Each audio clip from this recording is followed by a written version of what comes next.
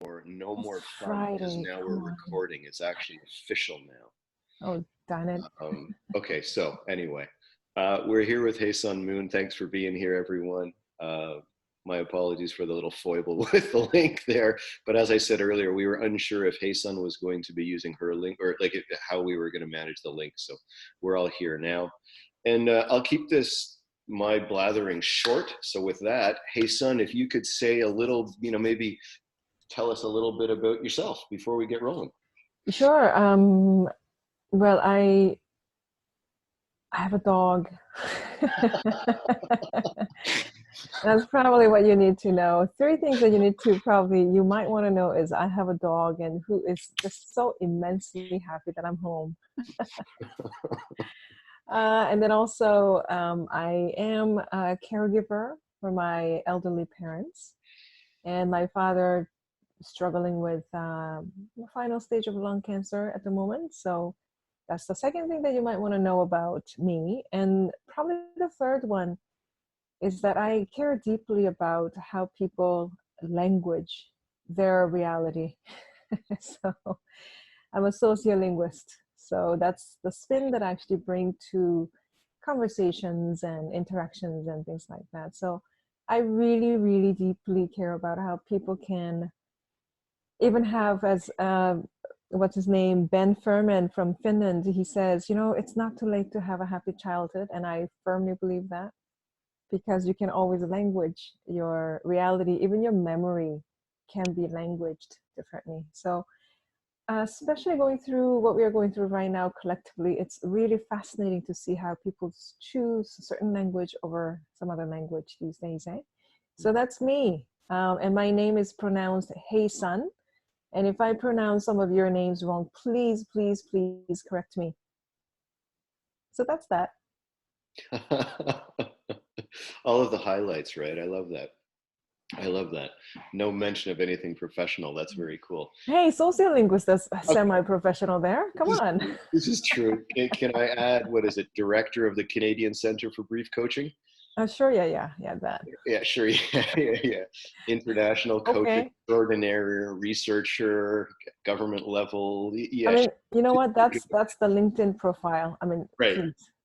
Fair enough. So if you really want to know more about her, you could check out her LinkedIn profile. Yeah, and then know the like a surface layer of me. Yes. Yeah. Well, thankfully, Haesun shared the important stuff with us. So, what are we talking about today? What have you got for us? This is totally unscripted, by the way, folks, if you haven't figured that out by now. Well, I have a couple thoughts. One is I wanted to ask you, how many of you are actually familiar with, let's say, solution-focused brief coaching? Kind of, yes, Jesselyn? Okay, cool. Okay. All right. And if you're having your hands up, many of you, I don't see it because I don't see you. So you can actually text it. All right, Kelly says yes. And then I see Dominic as well. Hey, Dominic, you are doing a very good job holding that same posture for long. Is he? Oh, hey, there he is. So hi, this is great. I got up this morning with a question, and maybe something that, and there's a Helen who says a little bit. That's great. Oh, hey, Arlene. Arlene. Hi, Arlene. I'm going to mute you, Arlene, if I can find you here. Where did you go? There she is. Okay. Hey, welcome. Okay, good. And what was interesting is watching my dad go through this pretty difficult times. And I'm pretty sure many of you might have experienced this or might be experiencing it. And he was really having a difficult time a couple days ago because he's been losing weight and all those typical things that typical as in from doctor's perspective. I mean, when you see your family member go through it, it's never typical. And he was really having a hard time with not having appetite, losing weight, and all this list of symptoms that he firmly believed was his cancer getting worse. By the way, in healthcare, they just kind of shock me sometimes of rooting some words that we use. When we say progress, that's a good thing. But then when they say, it's like, oh, your cancer has progressed. It's like, just you just ruined it for me. Right? So he firmly believed that his condition was worsening. And that night, I remember pulling out his list of medication that he's on. And I actually found this one main medication that he's on. And I went through the side effects. And I said, Dad, as a side effect, you will lose your appetite, you will do this, and you will do this, and you will not be able to sleep. And every single symptom that he was talking about was on that list of side effects. And he was actually pretty much bedridden that day. He has no motivation. He was so sick and physically sick. And what was so interesting was that moment he said, you mean it's all the side effects of the drugs that I'm taking? I said, yes, Dad, it's all the side effects. And he's like, well, the fact that I have side effects means that drug is working. And I said, very likely so, Dad. And he's like, that's good to know. Okay. And then next morning, he got up at 6 o'clock in the morning. He's usually like in bed till like 2 p.m. He got up at 6 a.m. and he's making himself coffee. And he's peeling like apple for my mom. And he's like back to his normal self. I'm like, what's happening? What's going on? What's going on? And he's like, hi, I don't know. And he says he has so much more energy. And he asked me, hey, son, can you actually show me some of those exercises that you wanted me to do like 6 months ago? I want to get back to it. Now, this happened overnight. We didn't change any drugs. We didn't change anything. What happened was the dialogue that happened. And what I am learning as I watch my family go through this together is, your metabolic health largely depends on your dialogic health. And it's so tangible and immediate. It's unreal. It's almost like, what just happened? He didn't take any extra pill, but next morning he can do that. So this morning I got up and I thought, and I'll be very candid with you, I have a very strong faith background. So every morning I do devotions. And one of the verses I was reading this morning was there's this particular verse in the book that I read, and there's a place where this person says to his disciple, feed my sheep. If you love me, feed my sheep. And then I thought, what are we supposed to feed them? What are we supposed to feed people? And I thought, we're called to feed hope. My dad, I saw him eating that hope, getting up in the morning, a very different person. It might have lasted for a few hours, maybe a day, maybe a week, who knows? But the fact is, it had tangible impact on his health. So this morning I got up and I thought, how does hope happen? And how do we feed people hope, especially going through what we are going through? So that's what's on my mind right now. So Michael, is that okay if I talk about that? Is that okay with it's okay with me. Is it okay with everyone else? Okay. Hey, thank you. Nodding from, okay, beautiful. Phew, okay, Yeah, great. good, go for it. So, kind of historically looking at this whole notion of hope, what's interesting is it's still, we see some remnants of it still, but because right now people are on social media. So people are posting a lot of things and stuff like, oh, let's stay happy and this and that. And makes me cringe a little bit because first thing is, hope is not happiness. Hope is not happiness in a way that happiness, the word itself is an interesting word. Happy has the word hap in it, H-A-P. That comes from like 12th century or even 14th century. Hap means fortune, chance, like something that it's a luck, that it's something that happens. So hap is like, we still use that word, happening, it happens haphazard. We use that word. What happens is hap means it happens by a chance. So it's sort of like out of your control. It's external to you. So happiness means that my happiness may depend on the external something. Hi, Dominic, I see your face. Hello. And what's really interesting is, if hope is a happiness, then it's a only if thinking. I will be hopeful only if I see this. I will be happy only if I get that. And quite frankly, these days, hope is one click away. Like Amazon, they deliver your hope daily. Excuse me.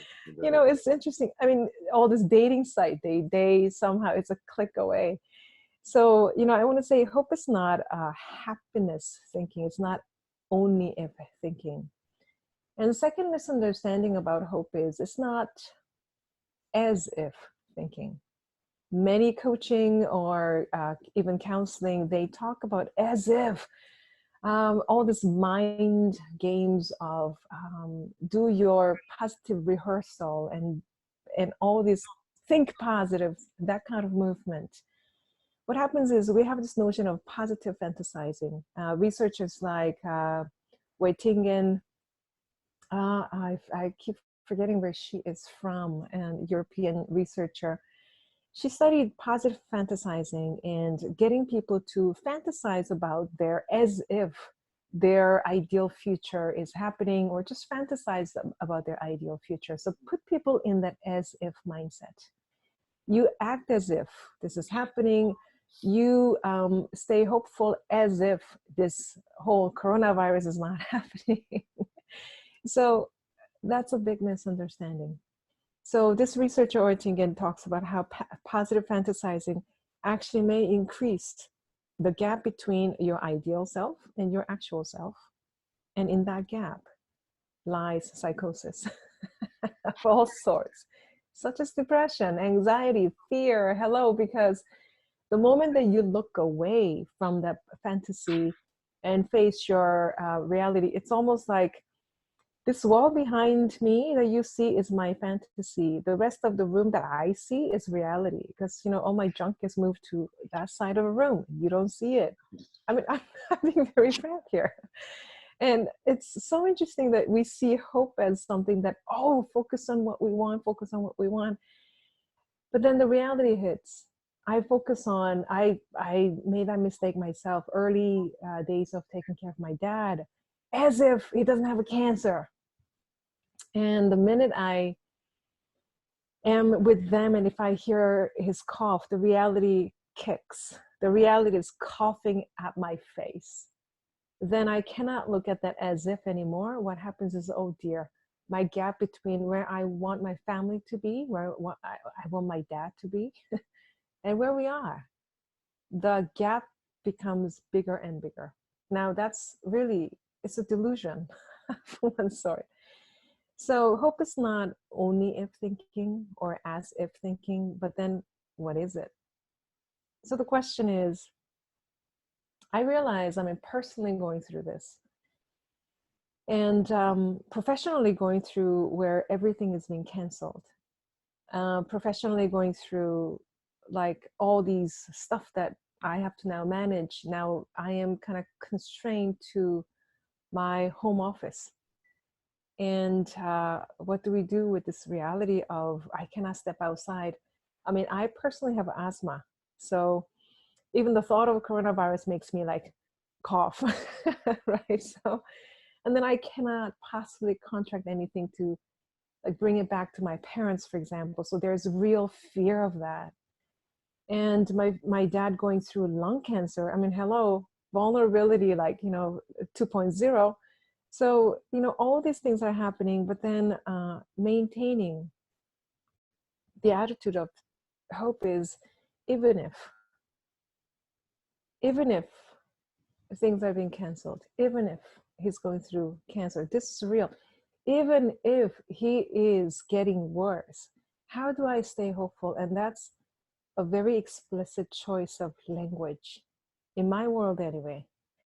So a couple days ago, I posted something on Facebook or LinkedIn, I forget, but I used LinkedIn maybe once a month before coronavirus. Now I use it like 10 times a day, which is great.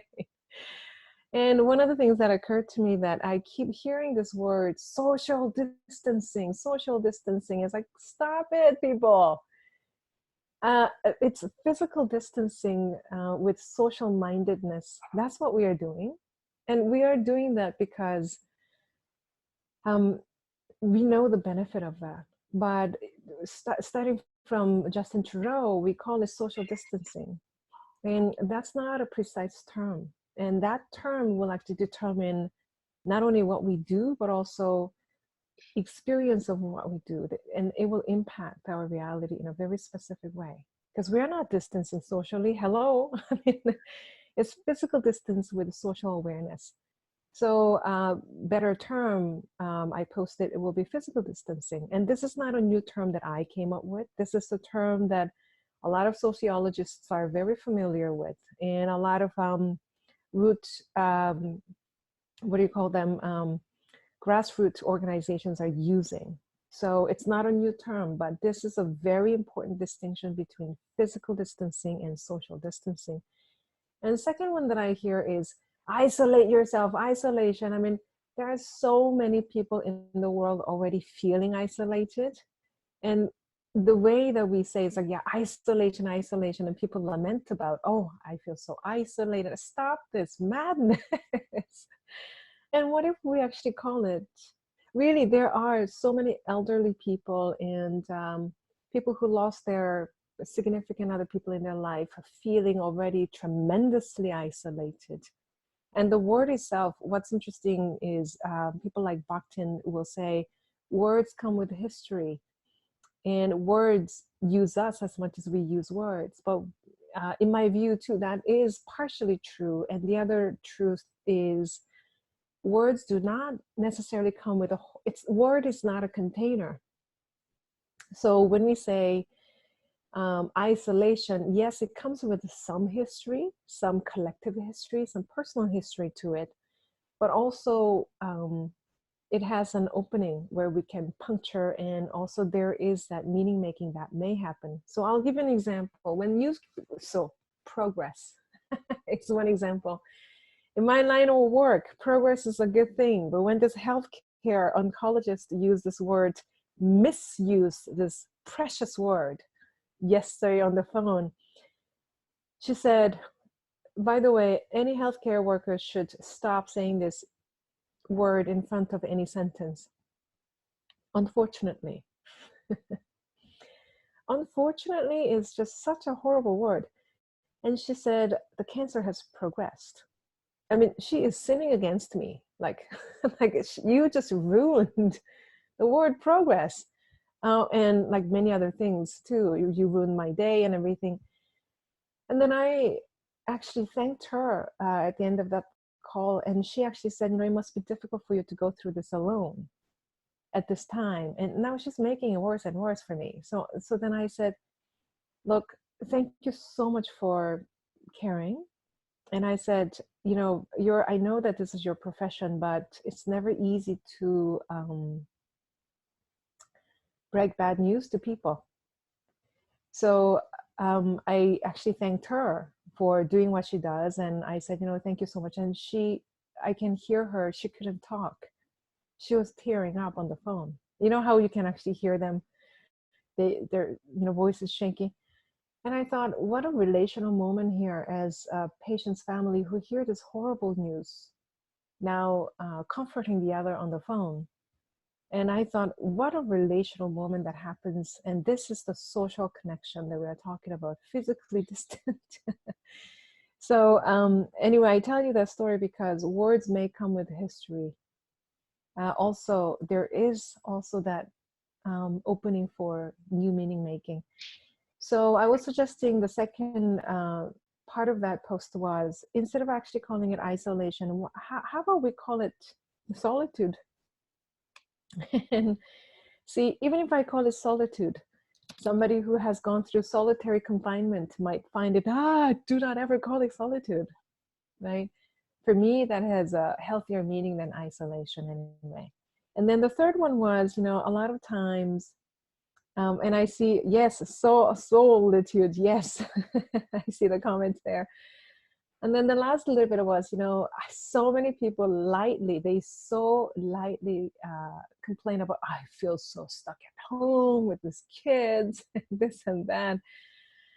And, I cannot tell you how grateful I am to have the time that I have with my parents. So that, I feel like I don't have to go out and work. Finally, I get to be home with them. And it's just the, moments that I probably will I'm personally very grateful for the situation, because then I am forced to be home and spend the time that I would otherwise not have. People say, I'm stuck at home. And I'm thinking, if you think about it, you're actually saving lives. So instead of saying, I'm stuck at home, how about, hey, you're saving lives? And people have different meanings around it too. But for me, I'm not necessarily saving lives, but I am really spending this time with my father. I don't know how much more I have with.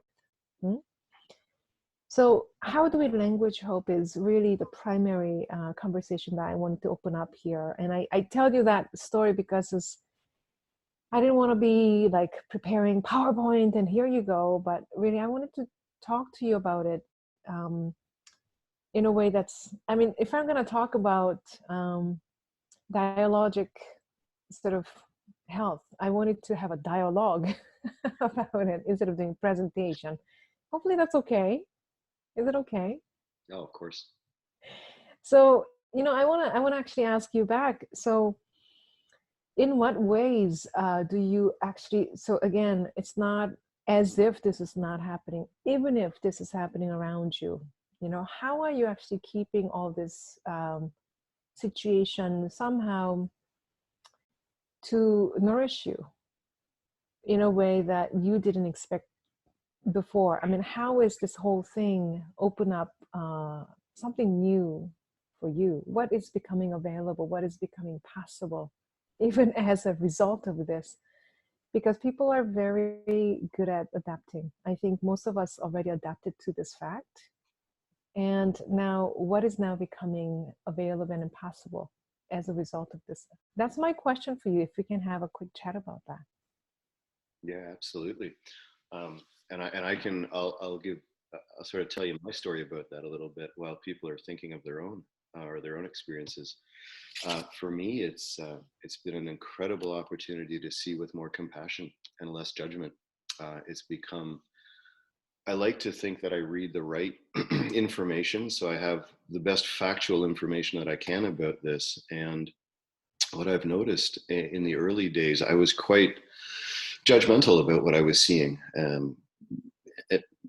Quite judgmental about the perceptions that other people have about it, and thinking that they were misunderstanding or they were misguided or misinformed. And what I've seen lately is that it's afforded me an opportunity to drop that judgment and just allow people to have their own perspectives. And as soon as that sort of penny dropped for me, the way that life is just easier again. It's like I forgot how simple and full of ease life can be when I was caught up in my judgment of what other people were thinking, which was wrong because they're not informed. And then all of that just suddenly dropped away when I saw again back to the opportunity to be compassionate.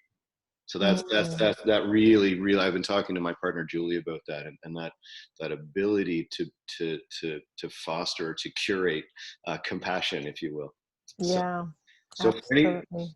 So for anyone else, please share, and you can we've got a manageable group. Also, Helen says not needing to drive anywhere to arrive at any particular time. Isn't that so Oh yeah. true? Oh wow. Oh, excuse me. I don't know, Helen. I have a new car and the car is like parked right there. So I'm slightly like, I don't know. And I just want to thanks Dominic for finding the quote that Haesun was referencing. Physical distancing, not social it's moving. Physical distancing, not social distancing. Solitude, not isolation. Saving lives, not stuck at home. In this crucial time, we stand between languishing in our reality and languaging our reality. Dear media, please stand together with our healthcare heroes in feeding the public hope, not fear. Thank you for all you do and all you don't do. So, Wow, did I write that? That sounds so insightful. What happened? No, it's amazing and not bad. Hey, not too bad. Oh wow, Hi. R. Kelly, Lovin', Compassion, and then Martine, is that how you say your name? Catching up on seminars. Nice. Yeah. And Nikki. Okay. Hey, thank you, Martine, for your thumbs up. Yay. Yeah, And then Nick. also Kajal, you actually had something. Yeah, I'd love to share a little bit.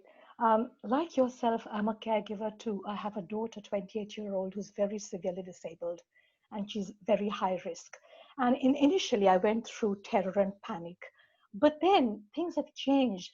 And I think what's different now is that all these communities, like people like yourself, they're coming forth, giving their time, giving their compassion, and that's really touching. And the other thing was, yesterday I found out this whole situation about panic about toilet rolls.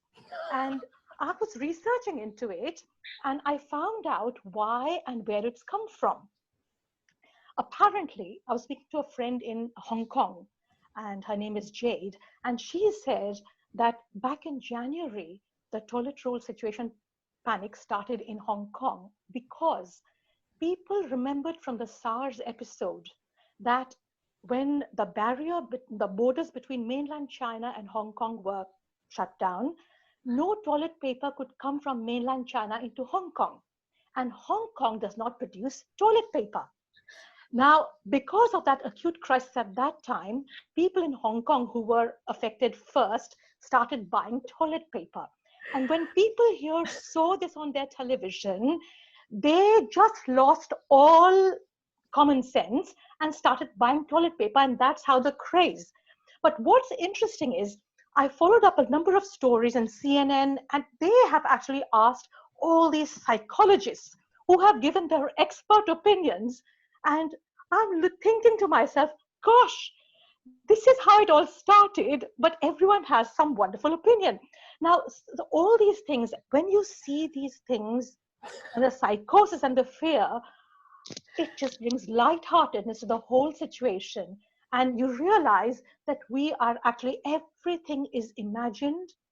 And, imagination plus memory, everything put together, and we are making up all these stories. So I thought that was quite hilarious. And it brought some lightheartedness. So, like Michael said, yes, compassion, just by seeing how everybody is contributing, and also the lightheartedness. So in a way, this has been a blessing in disguise because it's an opportunity. As in Chinese, they say the word for crisis, the same as danger, the same for opportunity. And this crisis is nothing but an opportunity for all of us to evolve in consciousness. How about that? Great stuff. So I'm looking at it that way. But it's great to have you. And what you have said about this language, oh, I so resonate. And I think what you're saying and doing is very powerful. And also thank you, Michael, for making sure that we all attend this call, because it was your comment, don't miss this. And that's made me come on this call. So thank you both. Wow. I'm really glad you came. That was really. It's funny how things develop a life of their own, doesn't it? Isn't it? Yeah, I got a call from my cousin in South Korea, and she said, "What's happening? How come all these people in developed countries are buying toilet papers?" I'm like, "I don't know. Maybe we eat that. I don't know." Like, I have no idea. Now we know. That was Hey, hilarious. it's Dominic. Hello. So nice to see you live. Hey, son. I really enjoy our interactions online, and I miss our hugging in person. So you'll get extra once things Totally. I can't wait. I don't even know where to begin in terms of the appreciation, that deep sense of appreciation I'm feeling for what's happening. It's not like I don't have my moments of fear and anxiety and like that, but just I don't know what it is. It's like that everything like in the sense of appreciation is such a surprise too.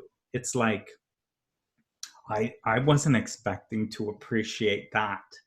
Mm-hmm.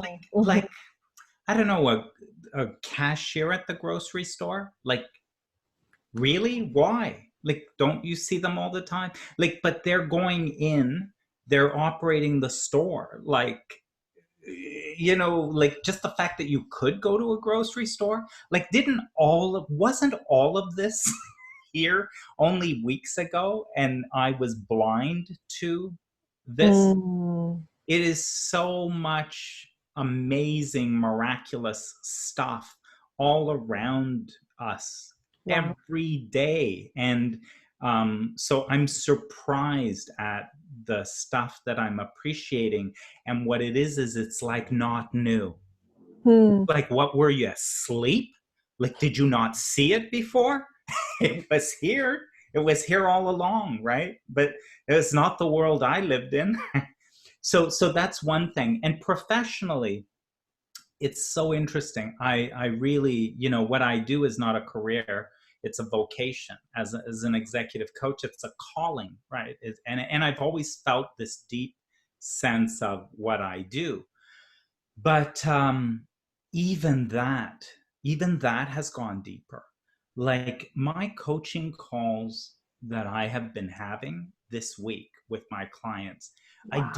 I do not recognize who I am in these calls. Okay, it's like I'm astonished in terms of the words that come out of my mouth, in terms of where the calls go. Like, I don't know who that is talking. I always believed that, you know, I'm effective, I make a difference. Like, I always believed it. But it's like I don't know what is speaking now, like what's speaking through me, what has called me. And so just that sense of knowing and appreciation around the privilege and opportunity to make a difference and contribute with someone. Again, I've been in this career for a while, Yeah. but all of a sudden, you know, hey, do you notice this? Do you notice the kind of impact and contribution you can have? Yeah. Mm-hmm. So Yeah. Oh, wow. Isn't that so true? And, you know, it's interesting that how this whole crisis that's happening is giving us the common ground, like common ground for compassion. Hmm. Wow. Hmm. And Lynn says, this has given us all an opportunity to be grateful for what we normally and easily take for granted, like, hello, cashier, gas stations, thank goodness. Just because I have a new car, I just go to the gas station and come back. The grocery clerks are just as much, absolutely, Lynn, is so true, isn't it? And people who are delivering mail, and I have like really new appreciation for them. They are delivering mail, and Amazon and all these people, usually I, you know, have other judgments about, Michael, as you say, as a company and as, but then, you know, seeing people as people, not as representing something else, because working during this time is a personal choice. So I see my sister working somewhere, and then I used to talk to her about her company. She represents her company, but actually she chooses to work there because that's her personal choice. And now I see it's not Canada Post that I appreciate, but it's individual choices that people are making. And there are people. And that's what absolutely I resonate with. Yeah. And Nikki, the common ground does not involve religious beliefs. No, absolutely not. I'm happy for Canada Post because one of my sons is in Kingston at RNC, and they're on lockdown. They don't have any classes, so don't like the professors go in, so they're not allowed to go out. So I'm happy for Canada Post because I could send them stuff. No, like he wanted board games and stuff like that. Oh. As a mom, I'm also happy that he's on lockdown because that gave him time to finish his thesis. An extra thing. And I'm just also grateful because people like you see in Spain and in Italy, they just go out and sing for everybody else, which I probably couldn't because I cannot hold a note, but it's still fun to see that people are doing fun stuff. No, there's still ways of having fun in a sense, even though you're not allowed to go out. Mm-hmm. Well, And, that really speaks to the distinction between social distancing and physical distancing, right? And I just looked something from Arlene. Arlene had to go, but she says, my friend is having a baby any day now, where she works and lives at a lovely university campus, which is closed. Now she is bringing this beautiful baby into a world that has both parents home, a lovely environment with a beautiful garden and peaceful setting. How lucky. Wow.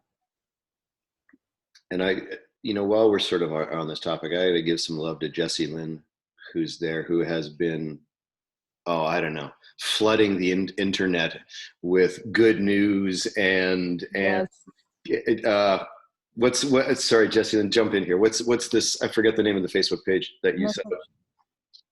It's called Messages of Hope. Messages of Hope. And it's just reading through them in the morning. It's just like, whew, it's really hard to not feel anything other than, Mm-hmm. grateful and connected when you read through all that stuff, Mm-hmm. Yeah. I saw that the post that Arlene about her friend having a baby, and I remember that my son was born on September 26th of 2001, and so September 11th was 2 weeks prior. Oh dear. And I remember where I was, of course, on September 11th, and then this oh my God, what just happened? I have a child coming into the world right at this time, and here's the thing, of course, it's a beautiful world that he's come into, and it how it looked at the time is not, so of course there's the fear, and I certainly experienced it, the fear of what have they come into, and then the knowing that it's a beautiful world that they've come into, despite appearances, for now. Yes, even if it seems. Wow.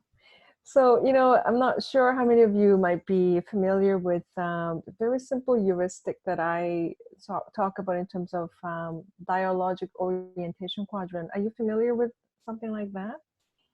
So now what's amazing about,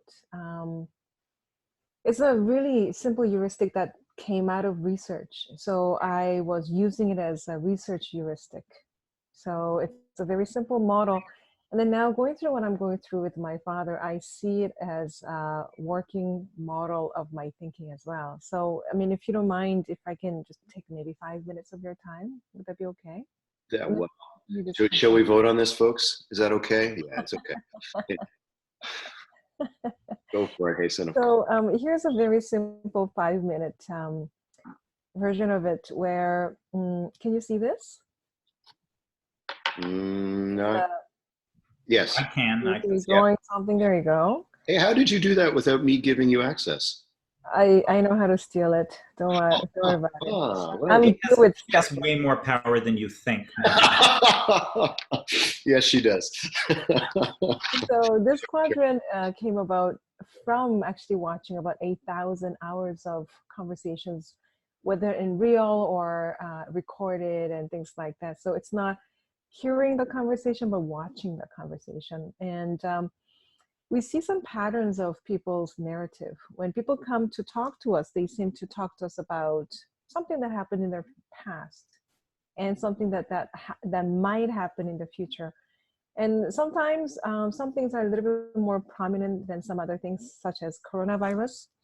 Right now, as it is, the future conversation is more prominent because people are living in fear. So this is kind of like one line of the quadrant. So past to future is a timeline of people telling us their story. Another one is this. I'm going to see if I can do a vertical line vertically. There you go, not too bad. And this is kind of like a content of what they're telling us. And this is something that they want more. And they want to see, this is something that they want less. They want to see something less in their life. Now, this is not positive or negative or happiness and unhappiness, because right now I'm already grieving, but this is something that is helping and necessary as a family, and I don't want it to prematurely stop. So yes, it's heartbreaking. Do I want it more? Not necessarily, but it will belong above the line rather than below the line. You see the point, huh? So what's interesting is now we have 4 quadrants. Quadrant 1 is what we call preferred future. Future that we would like to see happen in a more our preferred way. I just really hope that it turns out this way, for example. Sometimes we call it hopeful future. And of course, the hopeful future bears the danger or risk of turning into positive fantasy or irrelevant ideal to today, such as my patient or my client coming in and saying, hey, you know, if the miracle happened, I will have my arm back. She lost her arm in an accident, and she said she will have her arm back. Now, it's not necessarily a hopeful future, but she's giving us some clues to what that might mean in her life. Not necessarily having an arm back, but she has an idea of seeing it as a means to some other end. So now quadrant 2 is what we call resourceful past, things from the past that you have experienced, whether emotionally, interactionally, or things that you really enjoy, you would like to see more of. Resourceful past is quadrant 3. And then quadrant 2, and quadrant 3 is the bottom left, which is things that happened in the past that you would like to think less about. All the things that start with I could have, should have, would have done. A lot of guilt comes in this box. A bit of trauma, small t trauma, big T trauma, and things from our childhood to things that maybe my parents could have done better even before I was born. So interesting things that happen. And also one of the things that happens is, especially living as a caregiver, there's constant perpetual doubt and guilt about my past decisions. At this moment, as a family, we are regretting. So it's a regretful past, troubled past. We're now thinking, hey, you know, maybe we should have not had any medical intervention when we first found out about this condition for him, because he's 78. And without any intervention, it could have, maybe it might have been better, but we don't know. We don't know if it's true or not. So we have regrets, and it's very natural. I cannot pretend that it's not there because it will come back. So regrets and things like that in quadrant 3. Many of you who are caregivers, you know what I'm talking about. You doubt every decision that you make. If anything kind of little tiny thing goes wrong, you kind of like you feel guilty about it. Actually, in fact, if you have children, I've not yet met any parent who doesn't feel guilty for some reason. I don't know what's wrong with these parents. And then there's a quadrant 4. I feel guilty about my dog. And there's a quadrant 4, which is our fearful future. And entire humanity right now is living in this quadrant. We are in this quadrant together. So this is fearful future, dreaded future. What if, what if, what if? And what if drives us away from hope. Whereas even if draws us much closer to hope. So that's my last if series. It's not only if, it's not as if, it's not what if. And a lot of what ifs give us this fear and anxiety. So anxiety and fear live in this quadrant happily together with each other in isolation. And what's interesting is this, all these 4 quadrants are possibilities. And possibilities, and especially when we're in this situation, very much so our possibility resides below the line. But what I am inviting you to consider is this movement right here. So when we are having these conversations with other people, how do we create more of this movement, which is what we call resource activation? Many times when we look at our social media, they do the reverse direction going down, which is problem activation. So this is a choice. That's what's scary about it. You can make a choice. For example, physical distancing is already kind of moving this conversation above the line. Calling it isolation or calling it solitude, I know the word does not contain meaning, but still, it's slightly lighter. And yeah, you know, let's keep the words lighter. That's not the point. We're looking at what that does. It's not about what you do. Sure, you can reframe words all you want, but what does now that do? That's the question that researchers like me ask in an interaction. Sure, this is the question I ask, coaching question I ask. That's not the point. Yeah, sure, this is what I do. Okay, great, that's what you do, but what does now that do in your interaction? What happens is when you are reframing conversations that way, what it does is people become, I saw my dad the next morning. That's what happens. My dad getting up in the morning and, hey, can you teach me how to do those like workout routines? Are you kidding? And I taught him.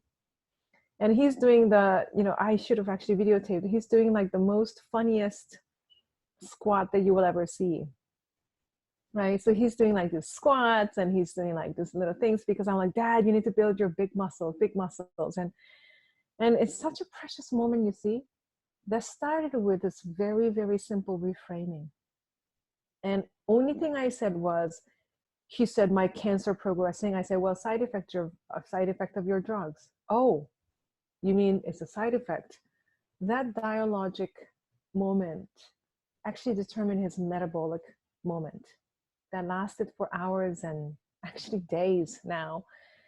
And he's actually, yesterday for the first time in a long time, he said something that was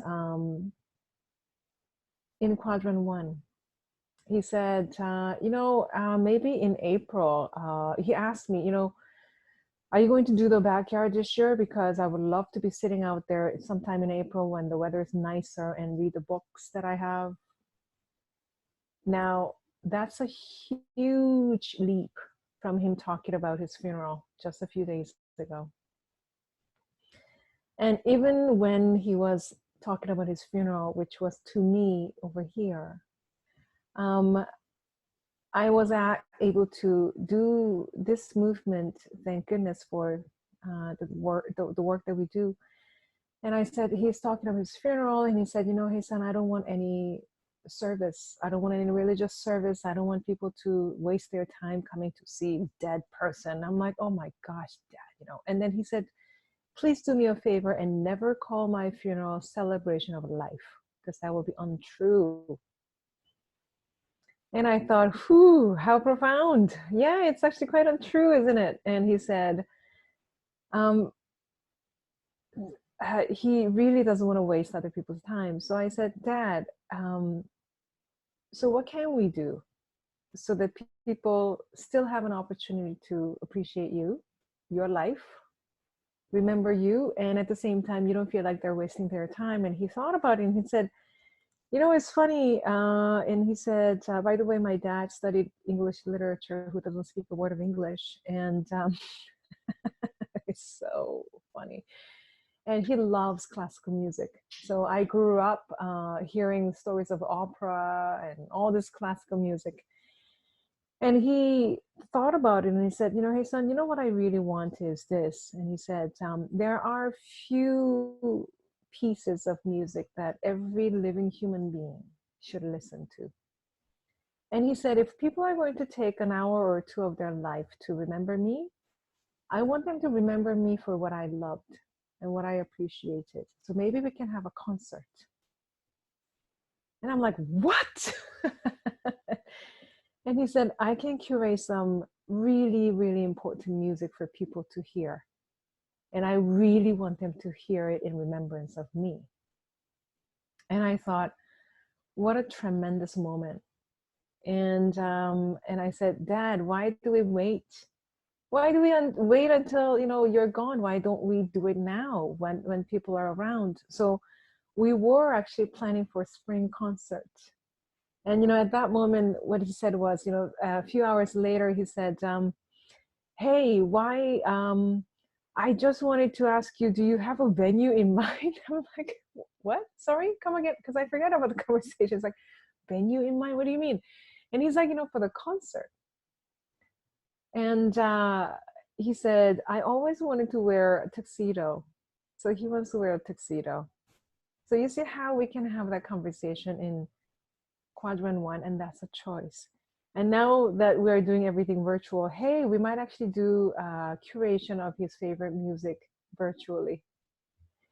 Anyway, that's my story. And I wanted to, you know, really encourage you to think about how we can curate conversations a little bit more above the line, not ignoring, acknowledging the conversations in quadrant 3 and 4, but not exploring. How do we actually acknowledge but know how to explore above the line? And that's my invitation to all of you. Wow, thank you. Yeah, I feel like I should say something, but I've got nothing right now other than wow is what's going through my head. So if anyone else wants to run with something, please do. I would just say that, well, first of all, I was so moved by that. Yeah. And also I appreciate the, how you talked through the natural, how natural that is. Because, you know, when someone hears something like a dialogic quadrant, it seems like some sort of analytical piece. Oh, did we lose Haesun? I'm sure she'll dial in. Oh no, she's on, but just muted. Okay, yeah. So it could be like an analytical thing, but the way Haesun just walked through it was in such a natural just as a natural conversation. Like that was very powerful to see. Thank you. I'm still here, by the way. I'm just plugging in my computer. No worries. And the other thing that I picked up on that too is that it is a matter of focus. It's kind of like being aware and awake and conscious in the conversation, and it's a kind of a listening, like you're listening and having a sensitivity to, oh, interesting, that is a dreaded future, but there's a sensitivity to hearing that conversation is, you know, unwanted and future. It is what you want less of in future. And then to know that we have the ability in that conversation, in that moment, is to focus anywhere. We can continue to focus there with more questions and more exploration, or we can focus elsewhere with our curiosity. So it's like, where is our curiosity? What am I curious about? And the kind of contribution that can have to the other is a beautiful example. Thank you. Yeah, well said, Dominic. What just came up for me was from the Digital Coaching Lounge the other day. I made a comment and to Bailey privately, and she remarked, you know, is it useful? Is it necessary? And the distinction between what might potentially be useful, but what is and versus what is actually necessary. And in my mind, necessary emotes usefulness, but usefulness does not necessarily mean it's necessary. So an exploration. Oh, you like that one, do you? Every once in a while. Eh? So might it be potentially useful to focus energy in, say, 3 or 4? Yes, it might. But is it absolutely powerful and positive? Positive is the wrong word. But is it necessary to focus in the above ones? And I think so. Anyway, I got a little disjointed there when Haesun laughed. So, you know, I hold her in such high esteem. No, I love that, how it's yes, what's useful may not be always necessary, but what's necessary is useful. I love that arrow. I just saw the arrow going Wow. Yeah, thanks for clarifying my thinking for me, Haesun. I appreciate it. That's what you said. Yeah, no, I got it. So we've got 2 minutes, folks, and so I'd like to express my thanks to Haesun and to everyone who joined us. And if anyone has any questions or comments or anything they'd like to share in the last few minutes, now's the time. Hi, Finley. How are you doing, buddy? No. Hello. Oh, well, Kajal, thank you so much for Thank you. joining. Thumbs up. Nice. Don't be shy. This was amazing. Thank you There so we go. much. Hey, Josephine. Well, thank you for joining. I mean, I really hope that, if we continue something like this, who knows, the world might shift like gradually, then suddenly. Congratulations. So, and will you continue with us, with our group? I've learned from Michael how to turn a session into a part 1, part 2, part 3, part 4. He's done this. So he's a master at it. A little sneaky every once in a while. So, I mean, that I would be so privileged. Yes. Oh, we heard it, folks. we heard it here, yeah. All right. Well, listen. If Go for it. oh, yeah, you got. That's another vote for yes to bring it back. All right. Well, I guess unless anyone else has a thought to end with, then I will. And I see some text from Lynn and other people. Thank you so much for joining. Good call. Yeah, Dominic, that was wonderful. Thank you. So thanks again, everyone. And like I said, I really appreciate Haesun taking the time to come on, and all of you for giving us your time. And hopefully you got some value from it in exchange for your time. And other than Thank you. have an awesome day, everyone. And don't let physical distancing become social distancing. Thank you. Much love to everyone. All right, everyone. you. Thank you, everyone. Thank you. We'll talk soon again. I'm going to shut her down, and the recording will be up soon. All right. Thank you, everyone. Superb. Have an excellent rest of the day. Thanks, Haesun. Oh, yeah. Bye, everyone.